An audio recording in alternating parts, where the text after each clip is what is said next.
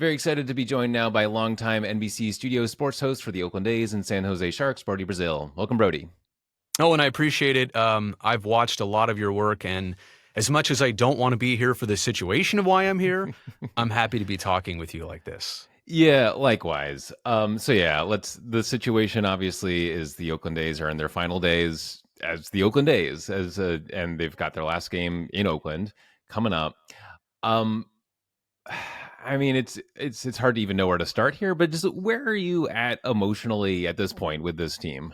I'm like an abstract painting because one day I wake up feeling ready to move on. Let's just get this final day over with. I wake up other days and I'm not ready for it to happen. I wake up some days frustrated, angry, sentimental, emotional, you name it. And then developments keep happening that don't make it any easier along the way. Like we've known this date, we've known this schedule, we've known kind of the writing on the wall, but I think approaching it brings a whole different range of emotions that you couldn't have even planned for. So kind of going through something that no sports fan or broadcaster is designed to ever go through. In baseball, this has happened once in the last 50 plus years. So it's interesting. I told somebody the other day, I never thought I would sign up for like this part of the job. Like we're not even covering baseball anymore. We're covering kind of a historic part of Oakland history, Bay Area history, and Major League Baseball history. So to answer your question as easy as I can, I'm just all over the place in 5 minutes. And by the end of our chat here, I might even be feeling differently then.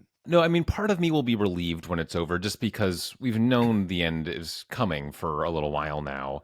And yeah, so there's part of me that's like, when this is out of the way, there'll be a burden lifted.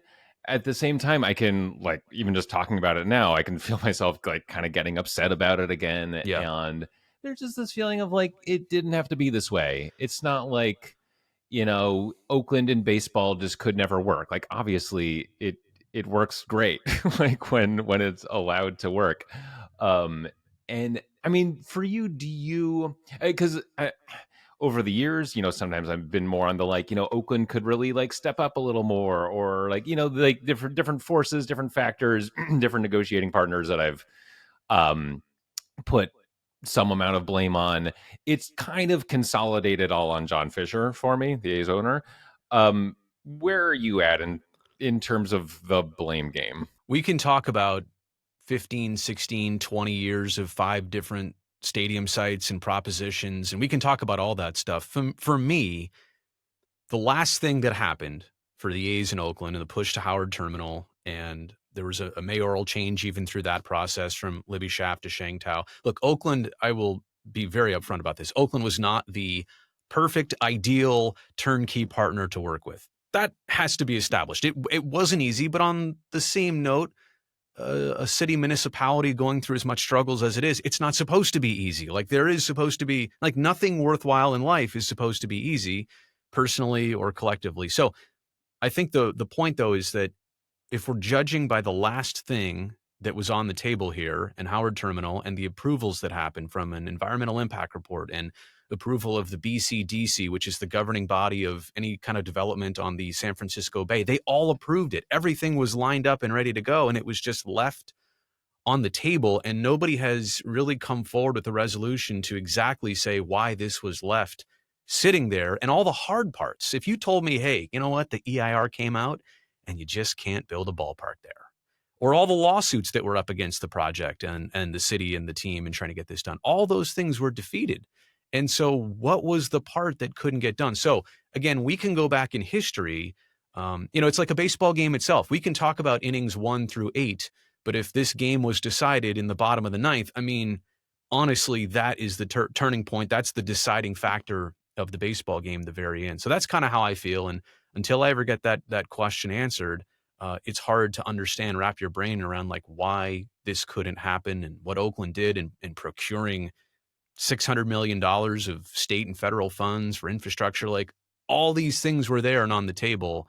And at that point, at that crazy point, when the A's had never pushed as hard, when the city had never pushed as hard, that's when the team decided to walk away in April of 23 officially. And that is what you just kind of laid out there at the end. That is kind of where I end up back with John Fisher, because yeah, it would be one thing if the environmental impact report didn't work out, or Yeah, they didn't get approval for the site, which I mean, they chose a site where they needed a lot to go right that was pretty much out of the A's control, and it pretty much did go right. Um, to get to that point and for the team to say, actually, you know what, time's up. We're going to Vegas, and then the first site in Vegas, they then pivot immediately from that, and it's like, um, I mean, I've sort of the metaphor of the breakup has like, been with me for a lot of this. And yeah, for a while it's like, oh, whose fault is it? And then sometimes when the breakup actually happens, you're like, oh wait, Oakland actually kind of has its act together here. The A's right now don't. Um, even their efforts in Vegas, I feel like, have kind of shown that they're not this buttoned up organization that has had their ducks in a row, to mix metaphors. Um, because we're seeing kind of the same act playing out in a different place. And I think what they were looking for was basically the Vegas treatment, where I mean there were some tough negotiations in Vegas, but basically they got what they wanted very quickly. It took like a month or something for them to go Right. from we're coming to here's your money, Well, and to and here's the a free site. land at the site of the Right. Tropicana, and to have Yeah. your point, not a first deal, a binding deal that was apparently not binding, to a totally separate deal, and the money and the free land and basically all the approvals. No, you're right. It happened very quickly down there. Yeah. How's all this changed how you view MLB and maybe sports generally? That's a fair question, because I think if you ask that to most fans, they operate on their heart, right? And they wear it on their sleeve. For me, I'm somebody who's already been working in the sports ecosystem for 25 years. So, uh, Owen, I'm not going to tell you that I've been jaded for decades, but I've been already jaded for decades. I understand it's a business. And even when fans can't see like why ownership groups would do this or that, and I'm taking us out of this conversation right now, the A's thing. I'm saying like why sports teams and their owners make decisions. Sometimes you really have to view it from either their perspective or what they're trying to do or the bigger picture. So my point is I've already got a jaded view and a distorted view. That's probably the better way to put it on sports teams. I think the unfortunate part for me with Major League Baseball, I've got a lot of different feelings.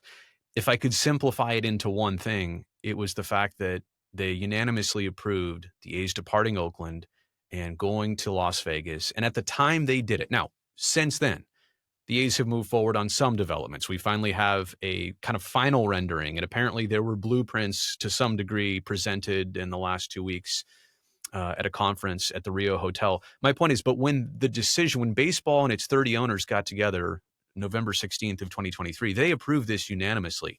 When in life in 2024, you tell me when 30 owners, 30 rich entities walk into the same room and unanimously agree on anything. And I'm talking about politics, business, finance, sports teams, allegiance. No, 30 people don't agree on anything, but they unanimously agreed on this, and not just this, but without all of the actual details they would need to understand and comprehend. Like, is this a good idea? And should this be moving forward? And to your point earlier, are all the ducks in a row here? So I think my role in all of this and throughout the last year and a half, 2 years, is really just been to ask a lot of questions. And if those questions are answered, then those questions are answered and I'm done. But until all those questions are answered, number one, we don't have some finality of this thing moving forward. And number two, those questions still exist for me. And I know the Tropicana Hotel is going to be demolished within the next week or 2 weeks. Like it's coming down with an implosion. All that stuff was going to happen anyway. I mean, the big thing at this point that matters is unless there's groundbreaking at that site, which still has a lot of questions between Bally's and the 9 acre thing, I mean, just a lot. But unless there's actual tangible movement on that site in the second quarter of 2025, there's just a lot more red flags that come out of the woodwork. And yeah, I mean, I obviously we've got a whole lot more questions than answers at this point.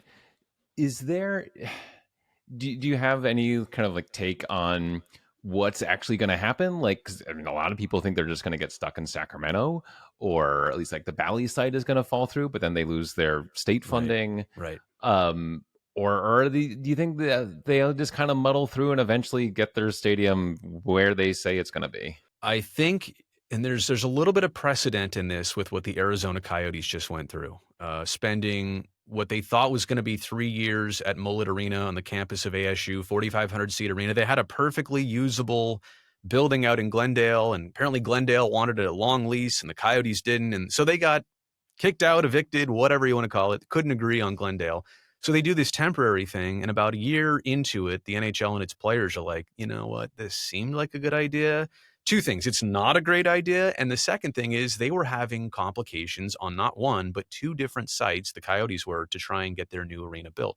And so the NHL at the same time, and I'm mentioning all this because Utah is going to play a factor here. Utah back in February approves $900 million twice. Once for the Delta Center and its surrounding neighborhood to be improved. The other one is $900 separate million for a Major League Baseball stadium around the State Fair Park, right on the Jordan River there. So my point is, NHL went down there. Gary Bettman and Bill Daley fly in and tell Alex Murillo, it's over. Like, we've given you time. Everybody's complaining. This isn't working. We got to get you out of here. Now, I don't know about the A's situation. I'm saying the parallels, it's an uncanny parallel of what we're venturing into here with Sacramento.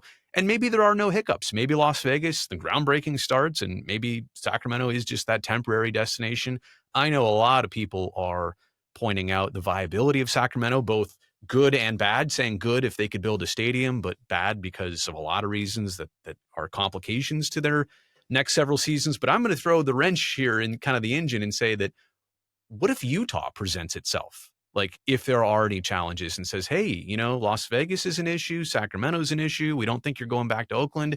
Here we are with $900 million. And look, Utah was trying to court the A's for their temporary seasons back in January and February. They had the billboards all up. So I'm here to say that although we think we know, like, okay, it's either going to be option A or B, I'll throw option U out there as in Utah, because I don't think that one's as far off the radar as people might expect.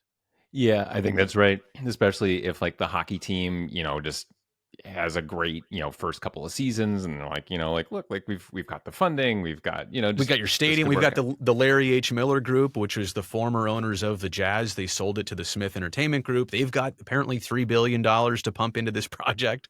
So, I Which mean, is they've, more than anyone else is waving around right now. I mean, the chemistry to get a Major League Baseball team, whether it's expansion or relocation, is the land, the ownership group that's got a ton of money, and some sort of public funding. It's kind of an unwritten requirement of Major League Baseball that, hey, you got to chip in some. We're not going to pay for all of this. And you know what?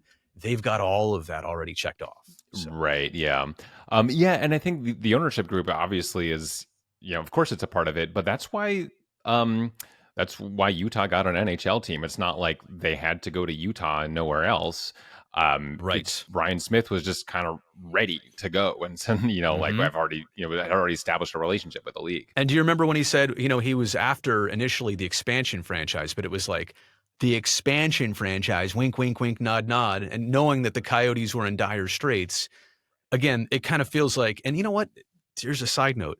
As the A's are set to depart Oakland, it kind of makes me, turning back to Oakland, feel, I wonder if Oakland should be a Savage type city and start, pumping out threats or options for like the Chicago White Sox. Oh, you want the new ballpark at the 78? Oh, that's not going to work. Oh, we have a waterfront ballpark. Chicago White Sox move out to the Bay Area. Or Arizona Diamondbacks. Oh, Chase Field, the roof can't open and shut. You got HVAC issues. Come up here where the climate's perfect. So, like, Oakland has yet to play any offense on this, but it kind of make me wonder if they want to emerge as an actual player to try and get something back. Yeah, I mean that would be pretty interesting, and Pretty quite the wild. role reversal. Yeah, but at this point, why not? I mean, they've been playing defense, and it's been kind of the sad story of like the Raiders leave, the Warriors go across the bay, they didn't go that far. They went less far than the Niners actually, Yep. but yeah, and obviously the A's. And there is this like asymmetric thing sometimes with relocation or the threat of relocation, where the city that's keeping the team is like, yeah, obviously we want to keep you around, but like we're not just gonna like necessarily give you $500 million just to spruce up your place. Like you're a private business. Like, come on, like let's work together. Whereas a place that doesn't have a team, it's like, oh, we could go from no team to yes team. Like, yeah, that's Right. worth half a billion, Right. 900 million, whatever it is. Um, and so yeah, uh, it, and I think the reason those 30 owners said yes, like let's not cause any fuss here, is they at least want that threat, and maybe some of them want to actually move, but they don't want to make it seem like this was a just a bad idea. To your point, even if Utah or Portland, if they do or don't ever get a team, the fact that they exist and the fact that they are an option and the fact that they are putting themselves out there and showing you renderings and showing you, they'll be a factor in all this stuff, right? So Yeah. again, even if the A's aren't enticed by Utah, maybe the Diamondbacks are, maybe the White Sox are.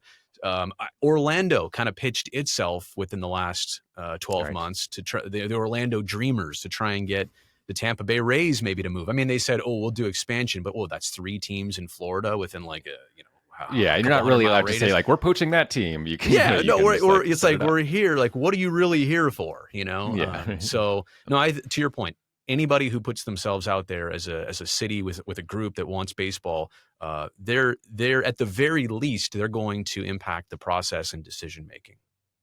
Yeah, and that is the world we live in. That's the the it's a business side that I think kind of crosses the line for me of like this isn't just like, oh, your favorite player got traded. It's like the whole team up and left because, and we just say it's a business, but this is the part that feels wrong to me where I'm like, this should be more than a business because people like this is they've helped their whole identity is the Oakland A's. I can't tell you how many times I've come across a sports fan who's upset that their football team lost a game to the Rams this weekend, or their baseball team, got Blake Snell back. And I don't mean to make this about A's Giants, but around here there are cries about this and that, as there should be. Those are the things that sports fans should be passionate and upset and happy and frustrated about, all the above. But like to your point, losing a team versus losing a game or losing your favorite player off the team, and there is no comparison to the loss of a franchise. And as we start to realize here the history and traditions and sentimental aspects and the generational aspect, I have a son, I can't pass this down to him now. And it wasn't supposed to happen like this. So to your point, I think it's not, it's almost like when somebody comes across you and you're complaining about something that's minor and tedious, and then they remind you what's important in life. This is kind of what's one of those what's important in sports conversations. Yeah, absolutely. Brody Brazil, let's do this again when there's happier Absolutely. news to talk about. Thanks so much for joining us on the show. You do a great job. I can't wait to see who you talk to next.